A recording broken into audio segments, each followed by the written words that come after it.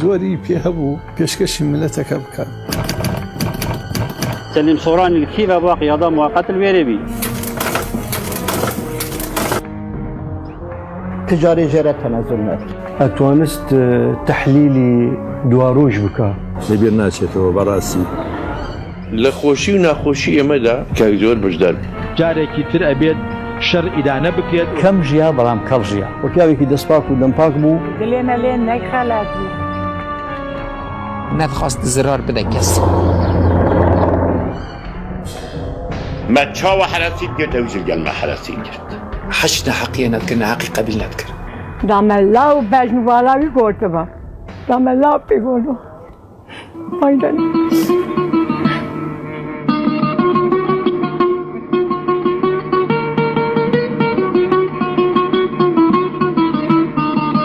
بەرلووت ئەو گوندە بچووکەی کە بۆ کوردایەتی و بەرەنگار بوونەوە مرۆڤێکی مەزنی بە کوردستان بەخشی.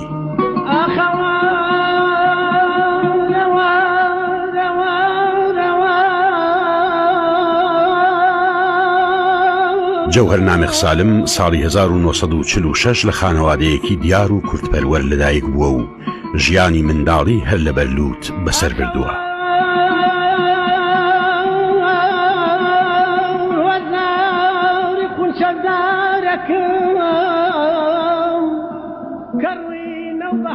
منام ویندیۆخانێکیان بوو لە بەلووت لە ناو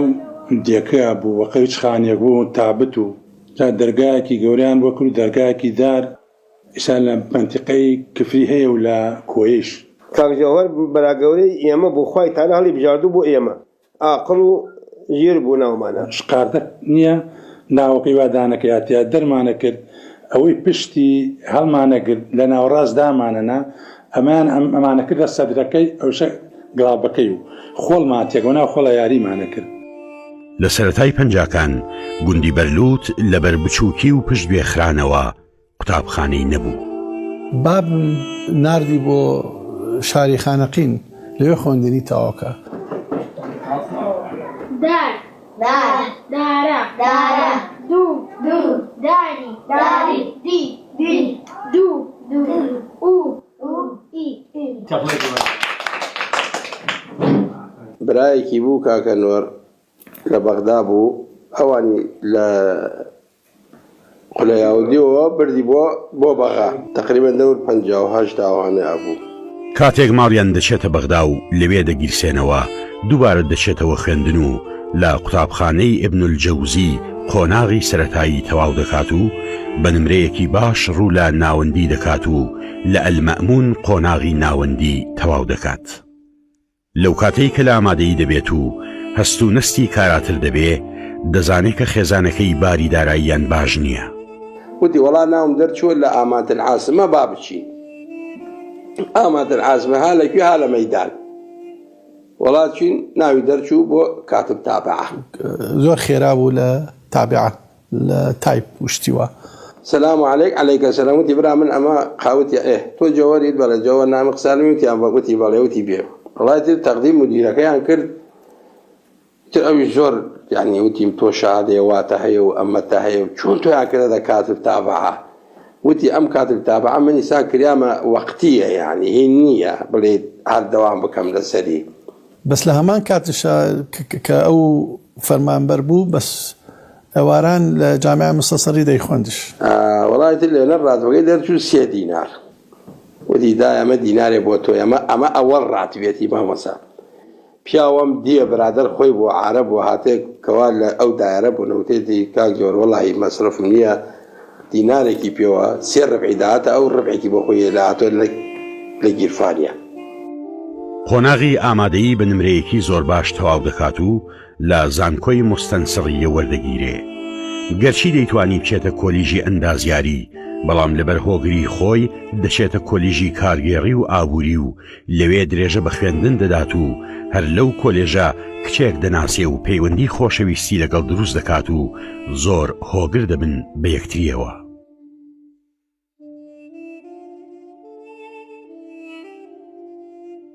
کە لە دانشگا بوو بە حەقیقەت کاک جەوهەر دەستگیرانی هەبوو لە بنەماڵەیەکی زۆر بحق كرد بون يعني كاك زور خوشي ويست روجي وتي بيس بارس وياك بقرب من نقوم كاميرا بيقول راسي تشيغري وتي ودس وتكم والله دي من شاء الله السلام رسمي يقلبهم قورا هذا كتاب يوني بيو بالله معناه نسال كتاب غير وتي ام رسول سيرك ولا هذا جي خوتي باشا كاكز مودانا كاك سلاو من بيكرد واجب يا من داوا اما واجبك ببياني اشتكي وحازك بيرانا مزشتي خم داناوا رام لنا هاتوا ابيني بزانا او نازم ساعه شنديتو دائما درنق شاهتو خلصين بيانيان زو ابينين عيني وجيغاي عيني داينا وبمان وكا ابيني اشتكي جواني بويا ما كردوها مثلا رسمه يا خريط بتايبتي خريطه وشتيوا رانجي جوان وكوبلي او يعني نكي خم بينم بدل مهني او ما برت هەر لە منداڵیەوە لە کاری وێنە کێشاندا دەستێکی ڕەنگینی هەبووە و چەندین تابلۆی وێنەی کێشاوە. ئەمە جگە لە دروستکردنی پەیکەری بچووک وەک لایەنێکی جوانی کە لە ناو ماڵەندا بەکاریان دەهێنا. نەحتیە کرد بۆمان ئەسپ و ئەو با بڵێن ئاسک و ئەو شتانە کە لە ناودی هەیە بە قوڕێ کرد قوڕی تایبەتی جەدایمان هەمان بوو لە ماڵەوە یاریمان پێ دەکرد یا شتمان پێ دروستە کرد هەندێک شتی جوانیە کرد بۆمان ئێمەش بە حەقیقەت هەڵمانەگر لەگەڵ خۆمان پێشانی دۆست و خۆماندا لە مەکتەب لەگەڵ دەستپێکردنی شۆڕشی ئەیلول لە 1961 جەوهەرنامێق پەیوەندی بە قوتابیان و لاوان کرد و توانی لەنێو ئەو ڕێکخراوەدا بە شێوەیەکی نهێنی چالاکی ئەنجام بدات و خەڵکانێک بێنێتە نێو ڕیزی یەکێتی قوتابیانی کوردستانەوە و گرنگی بدات بە ڕێبازی بارزانی و بڵاوکردنەوەی ئەم ڕێبازە لە نێو قوتابیاندا پاشان ڕێکخراوی بڵێسە دامەزرا و ئەو بوو بە سەرۆکی ئەو ڕێکخراوەیە.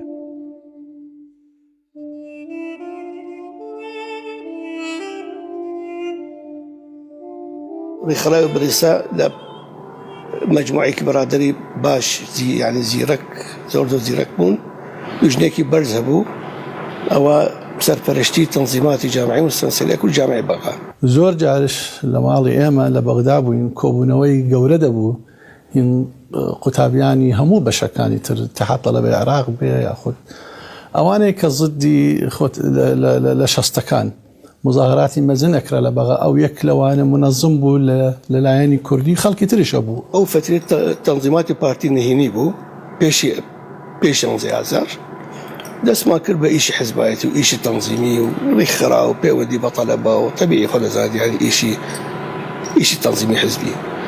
بەڵام زۆر جار بەیان شت دەرچووە دژی حکوومەت یاخود ئەوانە هەموو خۆی دەینووسی ئیش و کاری حیزبایەتی لە بەغا زۆر سەخت بوو لەبەرەوە حیزبی بەعس لەوێ لەو فترێ بەخوت بوو زۆر هەوڵدارەدا کە تەنزیماتی پارتی زەعیف بکەن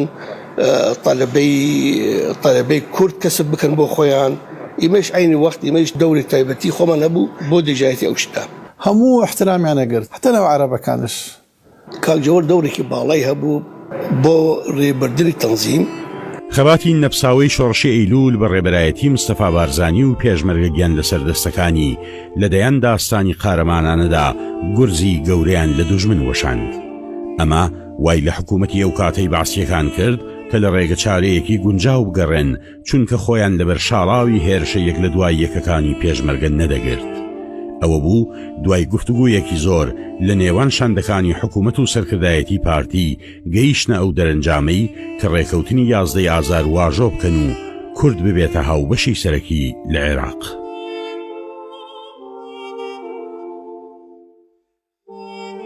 لە دوورەوە لەژێر ئەو منەسەیە کە ئەو منەسە کە گەورەیە ئەو کاتە کاک مەسعود لێ بوو کاک ئیدریس بوو دێتە بیرمەوە سەدام بوو کاک سامی بوو دکتۆر مەحموود بوو ئەوانە هەموو من باش دێتە بیرمەوە چکە هەموو ئەبا لێوێ ڕەت بایەن و ئەلێ من کاکەم بینی لە خوارەوە بوو ئەبینم بەدەستی ئیشاراتە دات و ئەو کاتە هەستم کرد کە ئەنەوە شتێکم کەشف کردووە. یەکێک بوو لە ڕێکخەرانی ئەو ئاهەنگە گەورەیەی کە لە گۆڕەپانی تەحریر کرا بۆ ڕاگەیاندنی بەیاننامەی 11 ئازار کۆتایی هێنان بە کێشەی نێوان کورد و حکوومەت. لقی پنج کراوە تەنزیمات بوو بەعلەنی و ئیش و کارمان لەختی ئاسانتر بوو. دوایی بۆمان دەرکەوێ ئەو ڕێکخەرەوە چەند گرنگە لەناو پارتی دیموکراتی کوردستانە چونکە ئەو ڕێکخراوەیە ئەوەی تیابوون زۆربەی سەرکردەکانی کورد لەوێ دەرچوون. لە ساڵی 1973 مەکتەبی سیاسی پێویستیان بە کەسێکی شارەزا هەبوو بۆ نووسین بە تابعە. بۆ کوێ ڕۆیت وتی وەڵاهی لەسەر داوامەکە نەبێ بڕۆم کۆراوەتم باڕە سەری چی جاوار کشتمانە کوژن کشتمان ئیدامان گشتی وت خودی وتی بەغا کشتانی بکوژن من هەلە ڕۆم. ئەوە ئەمانزانی سیارەیەکی تۆیۆتە هات لەگەڵ برادێکی تری لەگەڵیایە هاتن جنتا و شتەکان هاتنە ماڵەوە و سەڵاویان کرد و دوای ئەوە چوون. تر ئەو ڕۆیشتنە ڕۆی جەوەر 30 ساڵ من نەمدی یەکێوی ماوە یەکێوی مردی ئەو یەکێوەی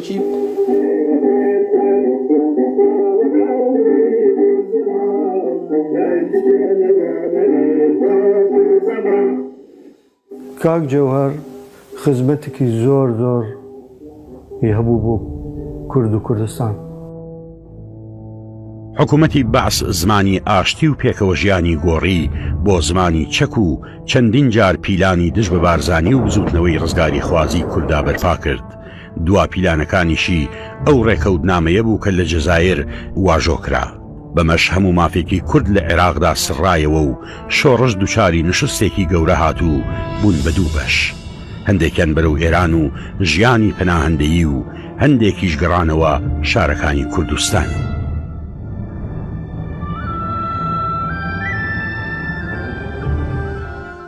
وقتی 75 ئەمیش کوردستان و عێراق هاتین ئومیدا کەسی نەما هەر کەسێکی گوت خلاص چ تشتێکی نایەت کردن یعنی زەحمەتین مەین 14 ساڵە هەر کەسێکی گوت ئاوێدا چوون و جوان و پۆشمامی ئەو ئەم مەجبوری پاش بە زەڤرین کوردستان ئەم چەی منتقاشە نەخ هەرێک سەر ئاخوا خوا و عەردی خوا و مەملەکەتی خوا و کەد و کارا خوا بەلێ ڕوحێکیا خزمەت لنکمە هەمیا هەوی مەدڤیا ئەو خزمەت بیتکردن. بریارەکە هاتەوە ئەمرمان بۆ هات کە بڕۆینە ئەو دیوە بە دیوی ئێران بۆ نەغەدا. بەڵام سەرکردایەتی دۆشدا نەما و هەرزوو کەوتە خۆی و دووبارە دەستکرایەوە بە خۆڕێ خستنەوە و دووبارە بوژانەوەی شۆڕش و خەباتی چەکداری و بڕیاردرا کە سەرکردایەتی کاتی دروست بکرێت. 2 هەفتەی پێنەچوو یەکسەر مەقەڕێکیان بۆ خۆیان کردەوە و دەستیان پێکرد بە بینینی خەڵک زیارات معنەواتی ئەو کادرانە بەرزکەنەوە و خۆیان ئامادە بکەن کە بگەڕێنەوە. مەگوتێ دەبێ ئەم مەراقێنێکی بارزانی شۆڕەشی نەهێلە و ناچ ما حەقەقی لەمە بزەبرێ قیادیان دروست کرد بە حەقیقەت هەندێکیان کەشف بوون هەندێکیان گیران کاکەم لەگەڵ کەریم سنجاری کاکەریم دەرباز بوون لە ئورومێ بوو خەبەریان لەسەر هات توانی بە سارەی ئسعاف و ئەو شتانە شتێک تەرتیب بکەن لە دەستی ساواکرا بکەن.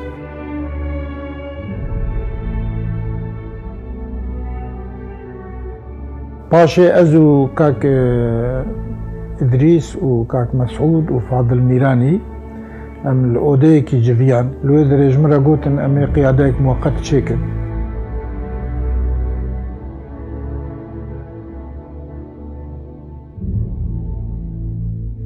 هەفتەی ما 10 ساڵە 1975 نامەیەک هات ژمرە گۆدە ئینسان هاتنە لە گەڤەرێنە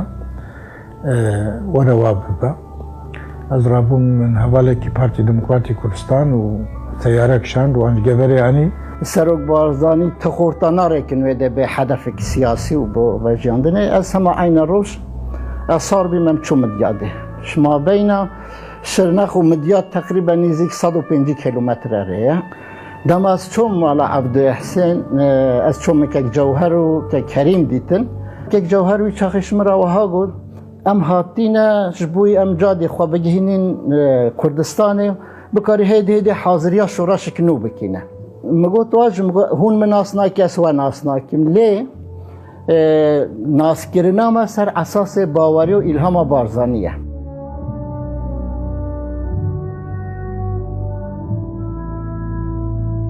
Gellik dixwaze zûga şwê de derkeve derxebatê bike ew ka Kerîm her گوتمێکێک عەبدوڕحمان تو me bibî çiyayê de ji cih bikî şikeftekê de ji em qaneyîn. Her 10-15 roja carek wana diguhere ji bo ku چه نگرتن عامل وير الرابينة شونا المجموعة قال كوي محمد قاسمي برای مش من مصر بیا امی شونا ويري ما كوي جاوري ديتا كوي جاوري هندك توجيهات دانا ما توجيهات ما چينا قلت ازيهات ما وقيادة قوات أهل بجارتني قيادة مؤقت وأمي دست بخباتي كين وأمي دست بشريشك داري كين بس هن انتظاري ما بن حتى أم بيجي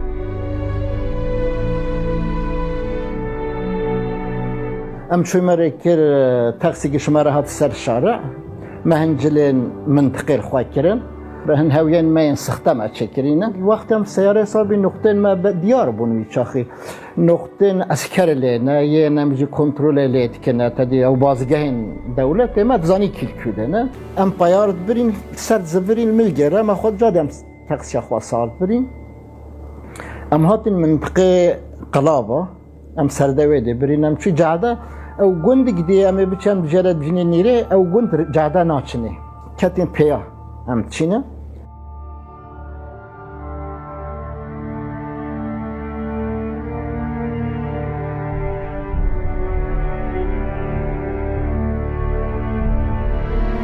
مشي كوريكي مامي سفها بينا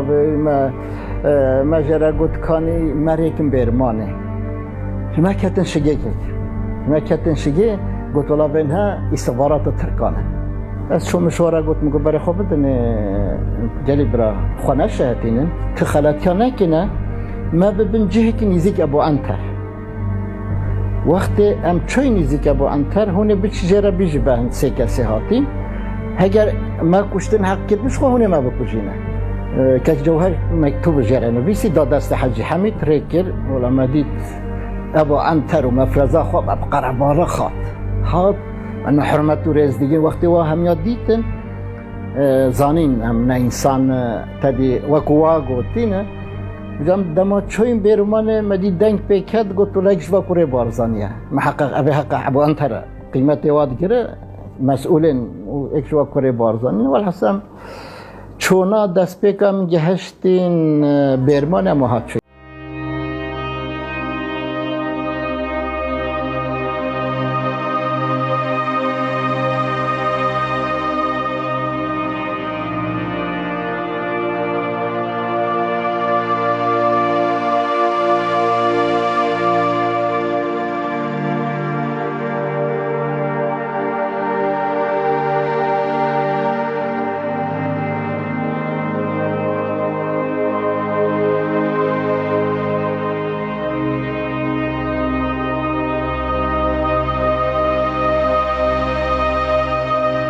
بون جحيل بون ام فقير بون ما مال وحال نبون ما بينج زاروها بون هند جا شفي هر بينج متكلنا بنطاكي لحيفي ذا ابد هروشنا وانا ابا خاندي مام ايسوا روشتنا ورابونا والفيري درباز ويا سي صلاه الفيري ماينه مالا يسبو يا ما كريم دبيبو ام دوام الدبيبون او كريم تانا كوماتي وتات بابا علي قليل قال سليم بو ام حتى بلدر مال دبي بو از هند شواسه جا هون جبري من الاسبي خاص بو پیشمرگی چو معاوی هل به اود خانه کریمشن گای ویل رونش بخاری ها کریمشن گای ویری بو جوانام کل ویری بو مامی سے اوجه مامی سے وادي بو ادو عرفان جي ام حارس توابون ناظر محلي ناظر صوم عرفان ام حارس توي رسمي بودي اختياري بو من ديت جلكت كاجاوري من ديت الدرياي جلكت بار عندها هذا هاتن عند انسان طلطاز دستكي جلكا بوت ينات قوم مدن تبكي بارخه او جل الخونات كره تا پیشمرگی قبل پیشمرگی من جلیا ما بکتن از اداره کم گمام حاجی یام بوم نشرمه پیشمرگی ملبیسه وی دریای بی او شرمه بوم پیشمرگی هنگی ایکی به پیلاو بو ایکی به چاکت بو ایکی به درسوج بو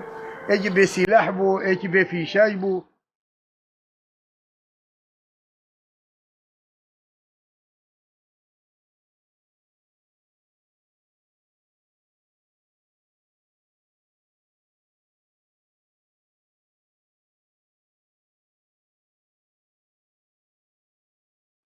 والله پاتن نانای دا بای نت خوردانی نانا خو که هر کی پای کی دته ایوب تنی نت خورد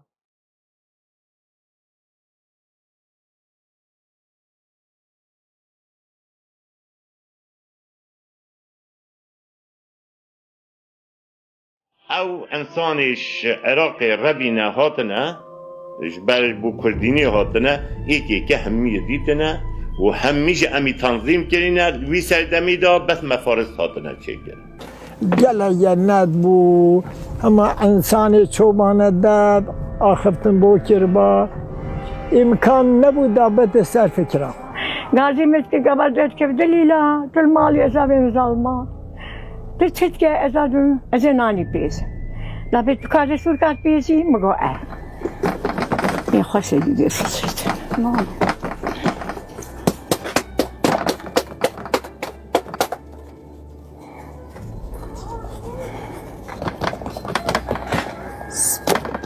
بسم الله نام خدا پیغمبره دایگه لگر مخوبه برناکی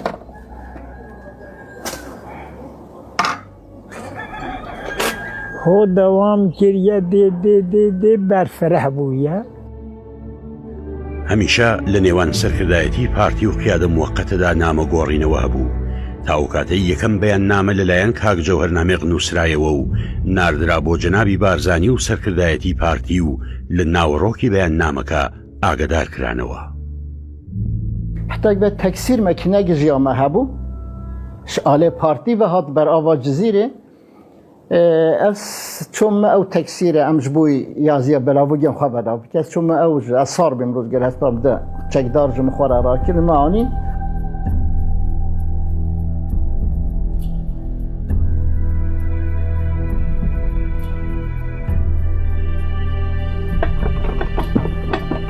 بوده چی بوما هنده کاغذی رونیو دینی هنده سلیسون دینی هنده حبر دینی هنده نظام چه دینی والله دا چیتا دودام و حتی سپیدی ننویست من زانی که چه شوله رق كردستان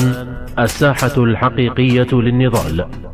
يا جماهيرنا ناضلي وارفضي واقع النكسة. يا أيها الشعب العراقي الأبي، يا جماهير شعبنا الكردي المناضل، لقد واجه شعبنا الكردي عبر سنوات نضاله الطويل العديد من المؤامرات والدسائس الشرسة. النصر لكردستان الجريحة، المجد والخلود لشهدائنا الأبرار. الحزب الديمقراطي الكردستاني، القيادة المؤقتة، في 10 من كانون الأول عام 1975.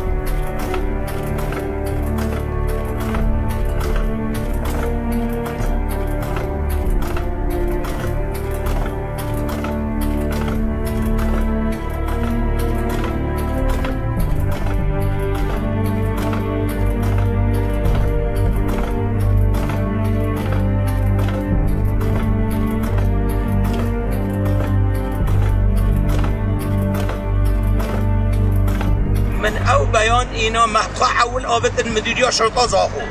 مدیریا شرطا زاخو پولیس زاخو و خی مقامی و خلج سیجه دان مريت كيف سوري مريت كيف كردستان حتى وي شاخي مهنيا مين خلك مين بهدين من الدهوكي تقوم البصرة بالهنجة هذه صدام بالبيقوا بيان هوهات كاتن دسمات لسوريا وبريد بومناهات يك نسخة هات ملايرة طبعية كردن لما يخم جهاز يورانيوم هبو شو ما كردن بستنسل جو استنسل ابو وكو كنا كرد اكرا يقول لمال برونيا طبعا كردين دواي توزيع كردين دابش كردين لسر همو اوروبا اما قدرت خوينان يتركي به ترکی داری خستن ترکیش مالام ملتی بلاف کردن مالام ملتی بلاف کردن ملتی همی خواندنو زانی حرکت چه شکلیه اوانا جبوی خباتا خو بیانا درس خستن صورت وی جناب کاک مسعود ردانه ما مرچنده کرد زور تأثیریه بو وقتی یکمین بیان نامه هات یعمل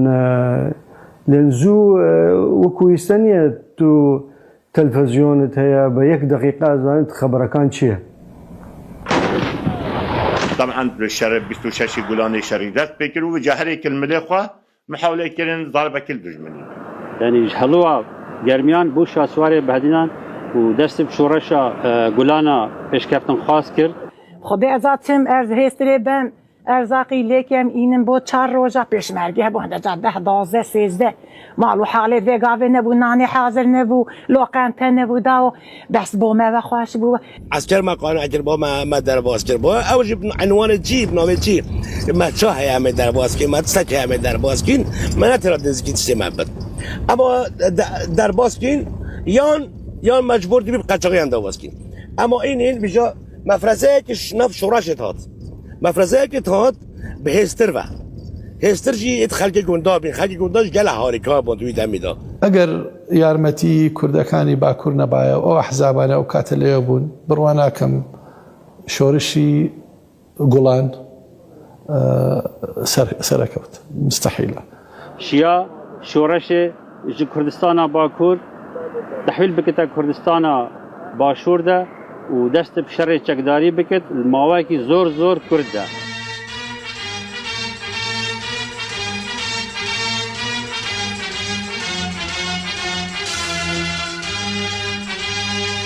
مفرزه ما دا چه نسیکه که بیخی دادن ما وقتی اماتین دقیق درهم دا چه لیکر اما راپوتا خواه نبیسید آمر مفرزه کادر معاون دا امضا کرد اب 23 دیناره 5 ماوسا دا پیلاف چی فلان بیوان امضا خواهی لیکر اما دیتا اما چی صاحب کرد اما چنده اما یعنی اب حسابه مگو خدا والله اوه ای کردستان رزقا بکر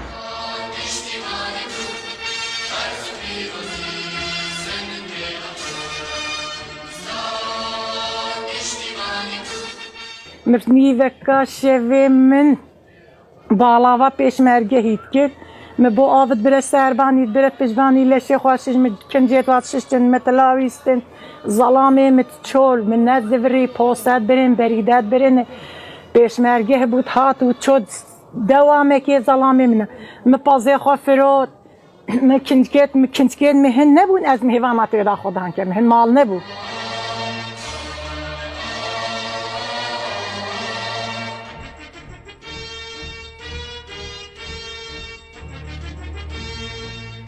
ما تشاوى حراسيت قلت اوجل قال ما حراسيت هندي ما تقول يا بني ام قبل ناكين تشينا بكاك سليم تو بنفع ندرس اوي ساعه خواج ما حراسيت راديو كي بشو كبو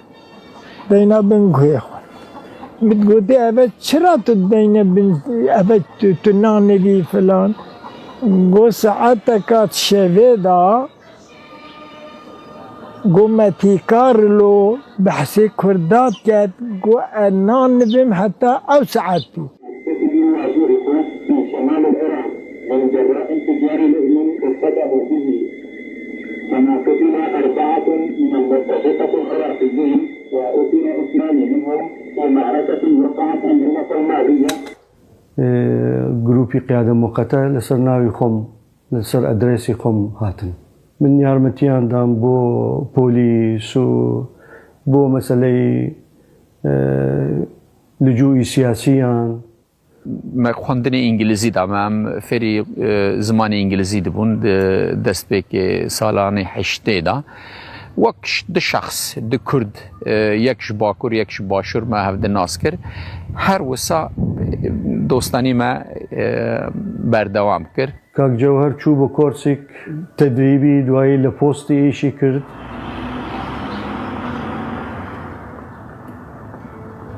نتنه سیاست مدار انجی کسی که بفکر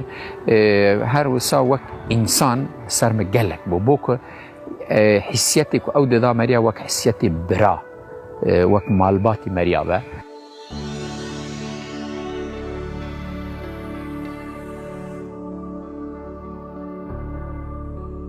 پارلمنت سوید بحثی کردا بکرانا انجی بحثی بیانیا بکرانا مسئله کی اینترناسیونال بیا ما دچو تاو گوداری دکر دنیری هوالی خوابو حتی داوی دو انسان کی بفکر بو سه دست حق جوات دا اکونومی مسئله اقتصادی باش دزانه بو و دور ددین مسئله دور و کور ددین والی وی تشتی کلتوری دکشاندن یعنی کانه بو هر بعین عشق چاوا دچه پارلمنت و گوه ده سر قصه کردن سر مسئله کورد آن روجلاتی نافین کانه بو عینی با عشق بچه لجیا کی لسر هنر سر صنعت آن موزیک آن تیاترو کانه بو بچه بساعتا رونه بتحمل گوه بده سر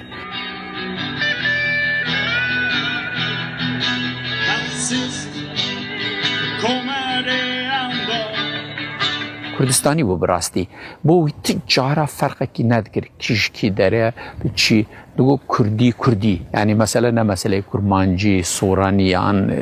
دملی تشتکی داره دو کردی او کردی هم قصد کن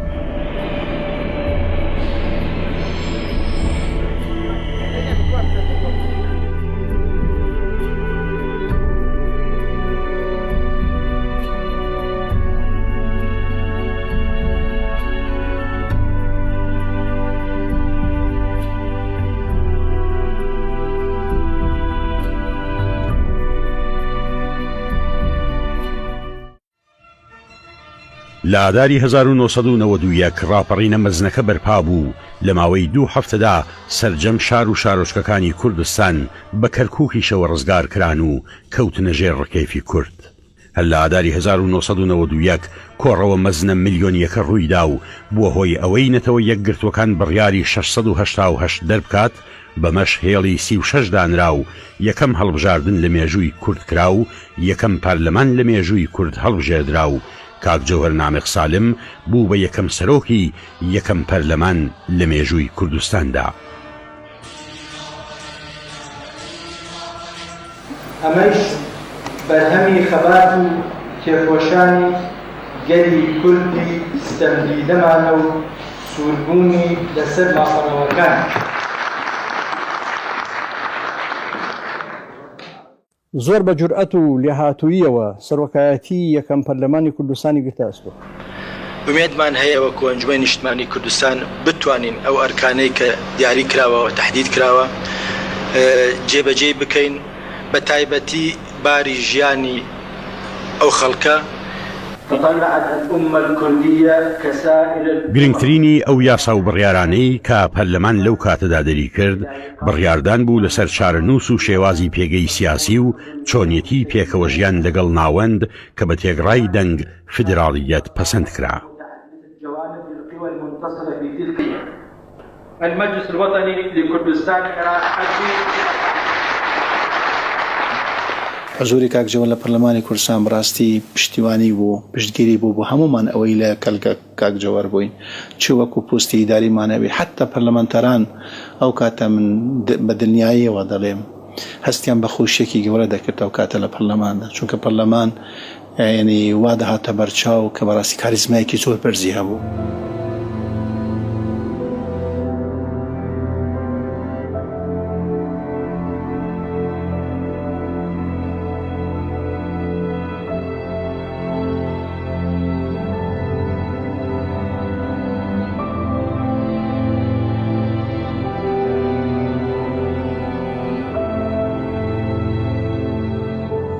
ساڵی 1992 شەندێکی پەرلەمانی بە سەرۆکایەتی جەوهەر نامێق سەردانی ئەوروپایان کرد و لەگەڵ ئەو وڵاتانە کۆبوونەوەیان کرد کە بەڵێنیان بە کووردا بوو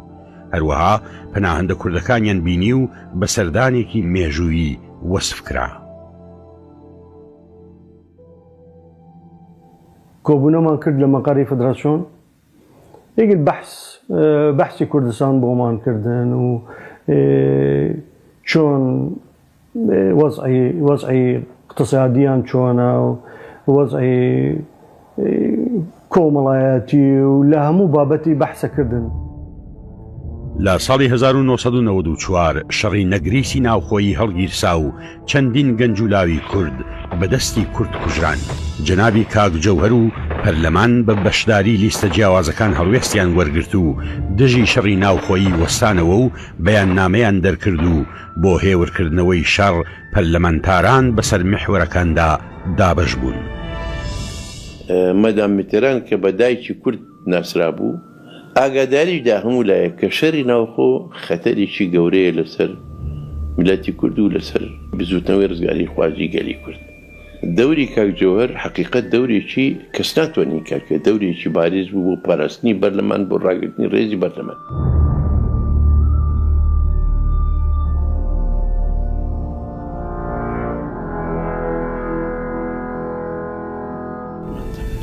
معارزەی عێراقی بە هەموو چین و توێژەکانیوە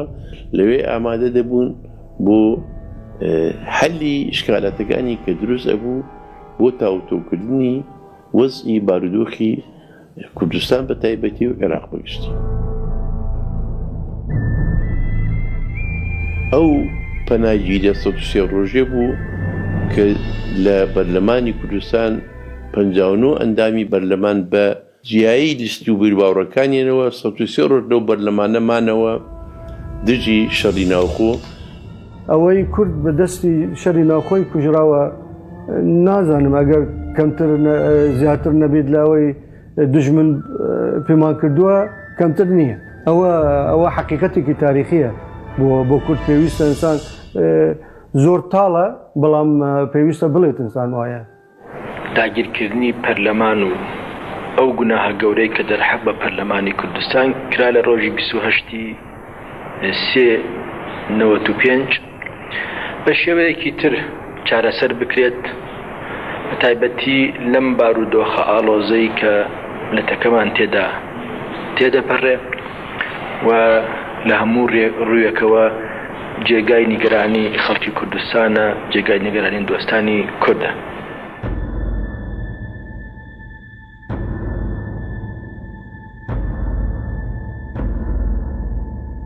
بەهۆی شەڕی خۆکوژیەوە چەند کۆبوونەوەیەکی پەرلەمان لە دەرەوەی تەلاری پەرلەمان ئەنجام درا لەو شوێنانەی کە هێڵی پەیوەندی نێوان هەردوو لا واتە پارتی و یەکێتی بوو. بە ناوی خوای بەخشەندە و مهرەبان ئەم کۆبوونەوە نائاساییە بە ناوی گەلی کوردستانەوە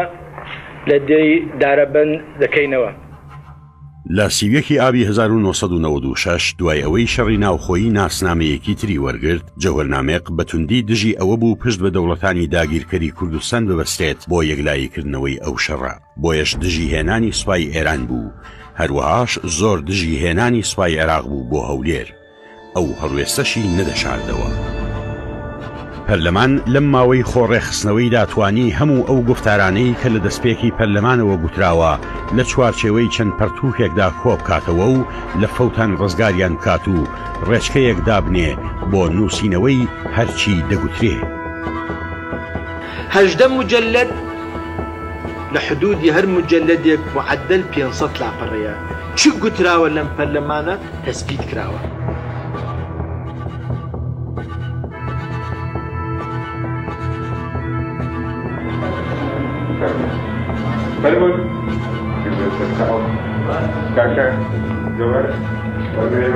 کاک جەوهەر ئەندامی لیژنەی دانوستانکاری نێوان پارتی و یەکێتی بوو، لە چەندین کۆبوونەوە لە شەقڵاوە و کۆیە و دبلن و لەندەن ئامادە بوو. ئەمەش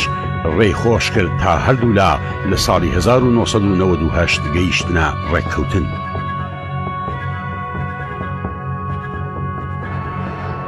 لە کۆبوونەوەیەکی مێژوویدا یاسای هەڵکردنی ئاڵای کوردستان گفتوگۆی لەسەر کرا و بە تێگڕای دەنگی ئەندامان پەسەند کرا.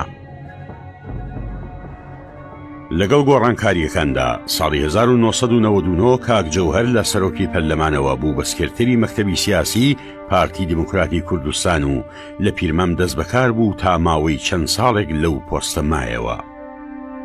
لە دوای وازهێنانی لە کاری حزبی خۆی تەرخان کرد بۆ نووسین و لێکۆڵینەوەی سیاسی و ڕخنەی زۆر توند، بەڵام زۆر دڵسۆزانە و واقعیانە لە سیستەمی سیاسی کوردستان ڕخنەی دەگرتن. با هەموو شێوەیەکیش هەوڵی دروستبوونی پەیوەندیەکی کوردستانیانەی دروستی دەدا، زۆر بایەخێکی بە دۆسیەی ناوچەدا بڕاوەکان دەدا.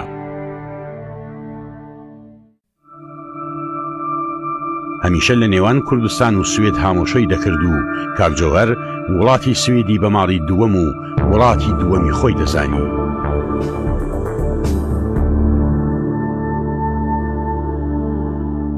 مەسەلە چ ئۆڵ بە چ باوەری حرمەتی وی بۆ دەموکراسی هەبوو بڕاستی. کاک جۆهەر زۆر تشتە کرد خۆی پیشان نادا لە سیاسەتی شەرق ناگونجی ئەگەر تو خۆت نیشانی خۆت نەدەیت وەختی شتێکی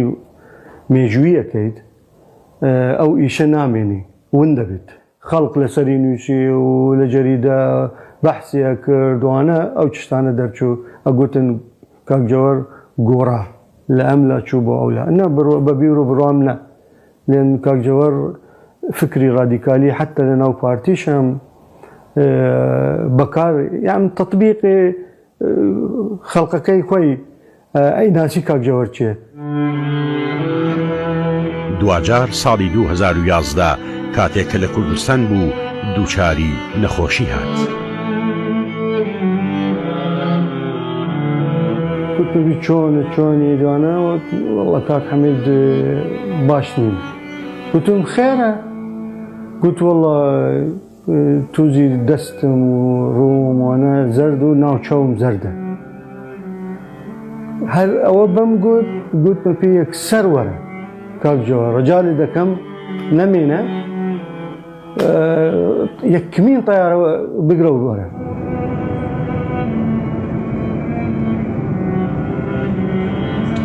ڕۆژی هاتنی و چوومە فروکخانە بەبوون هاتن ساعت تقریبا 11 بوو، یعنی ئەمە بێ نێزی نوی شەوێ بوو. موی دی خولاسە لە فروکخانە قاسکەتێکی کشاند بوو سەری خوا، ئەوە چاوی خوانێکی ڤەشارتی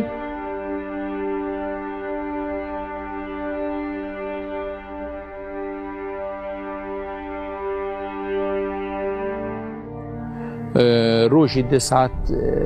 نه تقریبا لە نەخۆشخانەم چوون.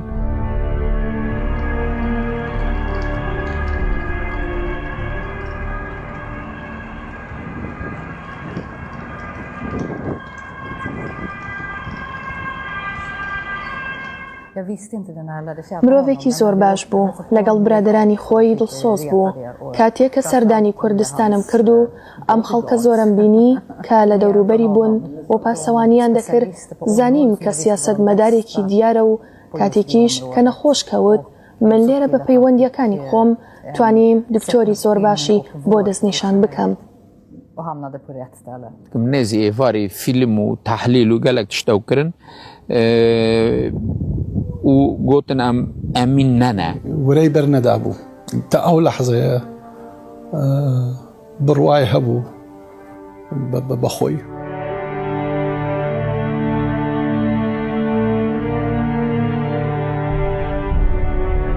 معنوياتي زور بقوت بو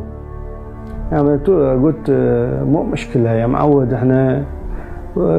وقت قيادة مؤقتة او عندنا كذا خلاص لي بوينا للدجمن يساوى المان بكاء ترسي نبو يعني بمري يا اخو نمري. شیکاری و تیشک و سۆنەرمان بۆ ئەنجامدا ئەوەی کە گومان دەکرا نەخۆشی زەرتک بێت ئەو نەبوو. دیسانەوە شیکاری تەواومان کرد بۆ خوێن و سەرجەم شیکاریەکانی تر دەرکەوت کە نەخۆشیەکەی شێرپەنجەیە.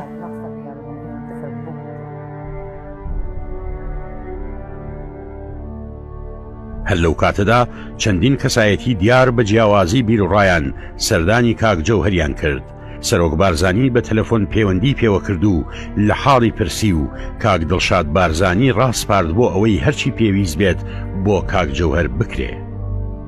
پاشی 5-6 ڕۆژ دی وەزعی کەم قورسە بوو. لەو وەزعی تایەتی هیچ گلەیەکی ناکرد، هیچ داخوازێکی ناکرد. Och efter det så förklarade det ganska ingående för honom vad پێم ڕاگەیان کە ئەو شوێنەی کە تووشی شێرپەنجە بووە زۆر هەستیارە و پێویستە توانای هەبێت تا بەرگەی نەشتەرگەری بگرێ. ئەم چارەسەرش نەک بۆ ماوەیەکی زۆر بەڵکو بۆ چەند مانگێک یان کاتێکی نادیار کە نازانرێ چەندە. دکتۆرەکان ماوەیەکان پێدا تۆزێک وەکو بڵێ ئەمەلێکان بە ئێمەدا کە لەوەیە ئەگەر عملیاتێ بکە نازانی حدودی لەوەیە ساڵێک بێ 6 مانگ بێ 2 ساڵ بێ وتی ئەم مەسائلانە نازانین چی لێ دێ. ئەس 5 ساڵ دخوازم حیات تشتێک ناخوازم نە پەرە نە پول نە تشتێک ناخوازم سیحەت چینم 5 ساڵ تەنێ دخوازم ئەمری مەهەبە. پێمانەوت یا دکتۆرەکەت پێوت ئەبێ پیاسە بکەی ئەبێ مەسەلەن 100 هەنگاو بدەی ئەو 150 هەنگاوێدا.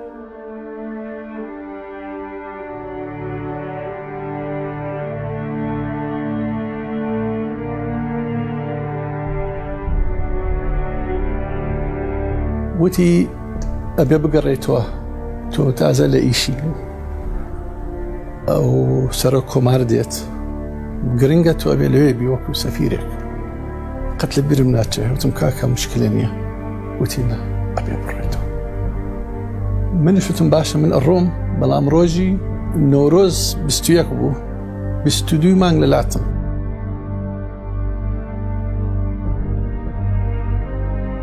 Ja, jag följde med Joas goda minne så följde ڕۆژ بە ڕۆژ هەنگاو بە هەنگاو ئەندامانی لەشی کز و لاواز دەبوون گورچیلە و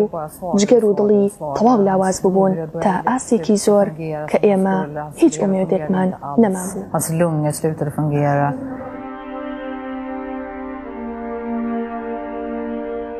ڕازی بوو قبول کردبوو ئەوە تشتا یعنی بخوا بجیاکیژی بخوا بریاری خوادا نەخواست ناوجیاکەوە بۆ ئێوارە هەر کاکجەوهەر هەناسەی زیادی کرد هینەکەمان ناسەر دەمی ئەو ماسکەوە. کاکۆشار زێباری وەزیری دەرەوەیە تەلیفۆنی بۆ کردم لە قسەکانی وتی تۆ لەکوێی وتم ئەچم بۆ لای کاکجەوهەر بانگیان کردم دکتۆرەکان داواکەن کۆبوونەوەم لەگەڵ بکەن وابزانم مەسەلەکە گەیشتە عملیاتی بکەن من ئەبێ لەوێ بم قرارەکە بدەن یانە لەبەر ئەوەیە وتی کارەساتێک قەوما.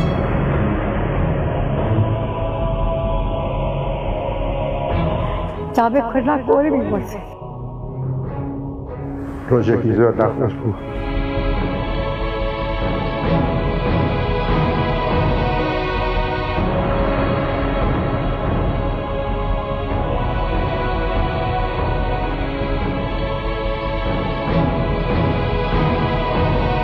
بەس بۆ ئێمە زانی زۆرشت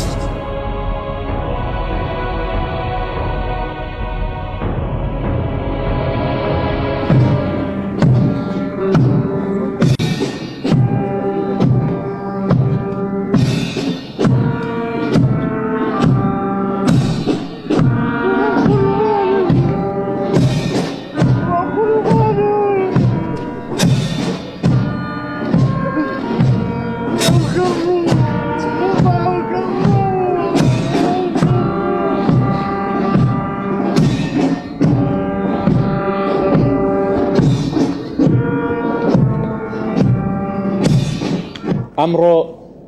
ماڵاوایی لە ئینسانێکی بەرزی کوردستان دەکەین کە تێکۆشەرێکی ناسراوی ناوخۆ و جیهان بووە سەرکردەیەکی گەورەی بزاوی ڕزگاری خوازی دیموکراتی کۆڵنەدەر بوو کەسایەتی ڕووناکبیر و پایە بەرزی کۆمەڵایەتی بوو سەری نەوازش و ڕێزی بێپایان لە حزوری ڕۆحی پاکی دادەنوێنین و سەرخۆشی دەکەین لە بنەماڵەکەی و کەسوکاری و هەواڵان و خۆمان و خۆشەویستانی لە ناو کوردە.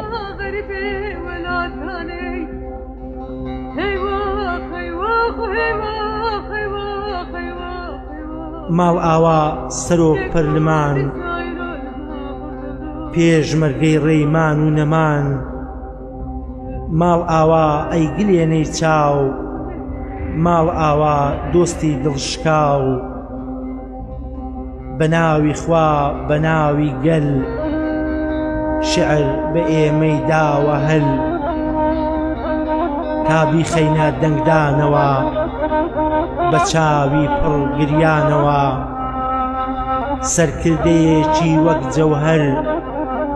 ئازا و نەترس و کۆڵنەدەر نەمەرگ خامۆشی دەکا نەکەس فەرامۆشی دەکا